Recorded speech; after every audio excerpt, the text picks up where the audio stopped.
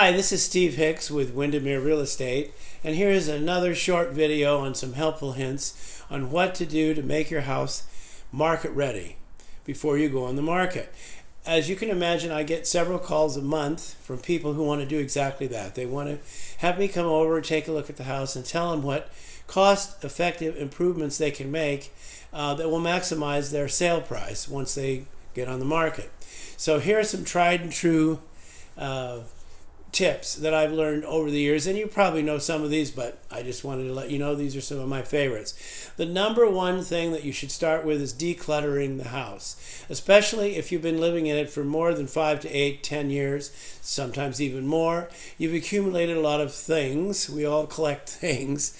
And what we're trying to do here is that once you go on the market, we want the buyer to be able to walk unimpeded through the floor plan of the house, look at each of the rooms, and if they're minimally staged with just basic pieces of furniture, the rooms will look bigger and the buyer will be able to visualize their own furniture and their own things in these rooms and not yours, and not be distracted by your things. So that usually means getting rid of all personal and family photos, looking at each room and deciding what is the minimal amount of furniture that can be in that room to stage it as, say, a living room or a dining room or a kitchen. And obviously, if you're selling the house you're living in, you've got to be able to live in it while you're putting it on the market. So I'm not asking you to get rid of everything, but I'm very helpful with that. I've been doing this for so many years. The other thing I do when I list a house, if the seller wants it, is I'll pay for a 1-hour consultation with a home stager. So we'll get another set of eyes on this. And among the 3 or 4 of us, we'll be able to figure out what pieces we need to leave in a room and what pieces we need to remove. We wanted another common thing is small bookcases or end tables or just too much furniture in a room can make the room look smaller. So that's the first thing. After all, once you put your house on the market with me, you are going to sell it, so none of this is a waste of time. It will happen, and you would need to do this anyway, of course, before you can give possession to the buyer. A second thing is painting.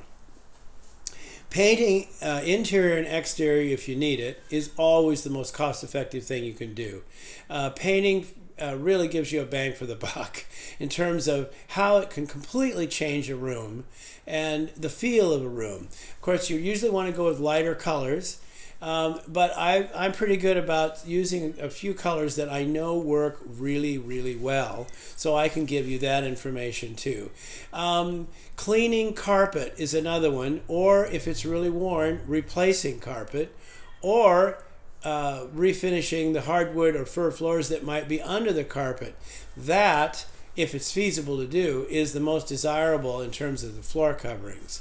And then another thing is, just before you go on the market, I would recommend having a cleaning service come in and do one deep clean. Do all the things you don't really want to do, like the oven, all the refrigerator, taking everything out of that, all the floors, of course. The windows need to be professionally cleaned.